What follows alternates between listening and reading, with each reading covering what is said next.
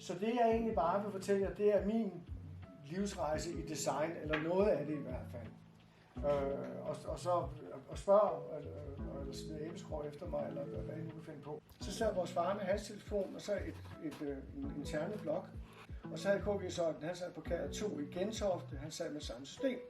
Så tager du lige ind fra B4 ned til H6, ja. Sådan havde de tilsmøder, når de skulle kommunikere visuelt. Ikke? Så det er sådan, det der jeg kommer fra, altså det er meget, meget analog. Og hvem fanden der egentlig har indført det der med, at vi byggede parmodeller, men det gjorde vi. Denne her, den blev der bygget 76 modeller af på vores tegnestue. 76. Og dengang vi var rigtig skrabe, og tog det cirka en dag, altså en hel arbejdsdag, så kommer du ind på kontoret næste morgen. Og der står den. Og der kan du udenbart se, hvad der er i vejen med. Og så skriver du det ned. Og en eller anden dag, så kommer du ind om morgenen, og så kigger du på den. Og så er der ikke mere, du har. Så er det færdigt. I vil være verdens bedste, og I vil tjene de fleste penge, og være de mest anerkendte osv. Eller have den kunstneriske anerkendelse, have den økonomiske anerkendelse, have den brandmæssige anerkendelse. Jeg vil bare gerne forstå, hvorfor er vi inde i det her rum sammen? Hvis din forretning ikke er et brand, så er det bare en vare. Altså, så er det bare en sodavandsflaske uden læbe på. Life is all about who's buying and who's selling. And if they ain't buying, you don't need to be selling, or you don't want to be selling. And if they're buying, you don't need to be selling. Så det er den følsomhed, den finhed, du prøver på. For helvede, jeg har lavet verdens bedste stol, så fattigt over. Jamen, de har ikke budgetter. Jamen, prøv nu at høre. I får den gratis, anything. De vil ikke have den for fanden, så lad være selv den til dem, ikke? Men når du mærker, at det vil de egentlig gerne, bag, cha-cha, når du mærker den interesse, så skal du ikke begynde at sælge, for de køber allerede. Når de presser jer på prisen, så sætter I aldrig prisen ned. I sætter den altid op, men ikke til 200. Det er ikke troværdigt. Sæt den op 5, 10, 15, maks 20%. Always. Og så du skal til kontraktforhandling i Kina. Okay, jeg fortæller dig, hvad det er, jeg skal ud til. Ja, du skal bare lige vide, at kineserne forventer, at hvis du siger, at du skal have 90.000 kroner, så går du frem med 30.000.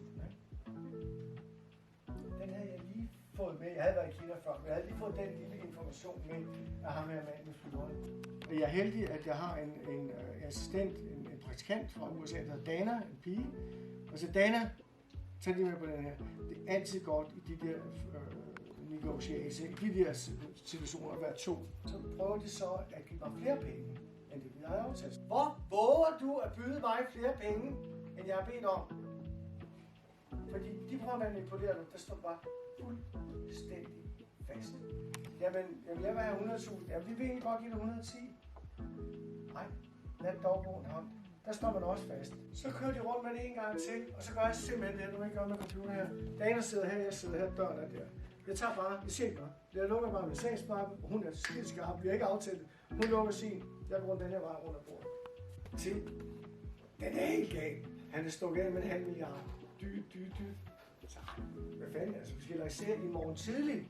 Tab ikke en krone på Active Factory. På grund af én ting. Vi altid fakturerer en måned forud. Punktum. Den er ikke længere. Jeg kan ikke lide den, for fanden, ikke? 2 forslag, så skal de vælge mellem de 2 forslag. Det kan altid blive problematisk. Så er 3 forslag, så opstår der en dynamik.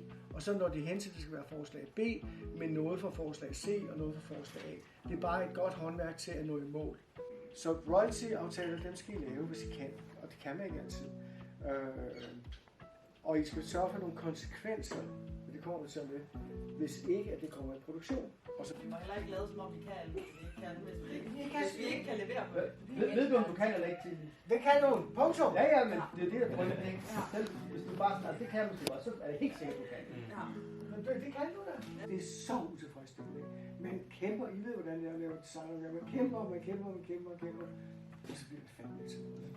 De andre, de er et andet sted i deres udviklingsforløb, og deres markedsføringsplan og så videre. Man kan godt være nervøs for, at man så sender noget til dem, og har ikke lavet en kontrakt, og så vælger de bare selv at producere. Nej, egentlig, jeg kender godt argumentet, fordi vi har det digitale, det er ikke NFT, det er heller ikke blockchain. Men hele psykologien i det spil der, det handler om, at du skal præsentere noget for dem, 3 forslag, som de kan vurdere, som de kan vise sig tilpas sultne på.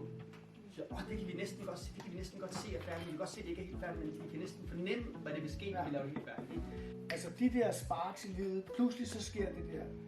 En eller anden opportunity, så skal I fandme tage den, når den er der. Og så får han jo så eddermame også pumpet varm luft ind i den, og bliver til guden af sin generation, ikke? Og laver en citronpresse, som ikke kan bruges. Altså, hvis I gerne vil være nogle gode designers, som står ud og bliver rige og berømt, så bliver I nødt til at træde ud af det der jantelovs mudderbad.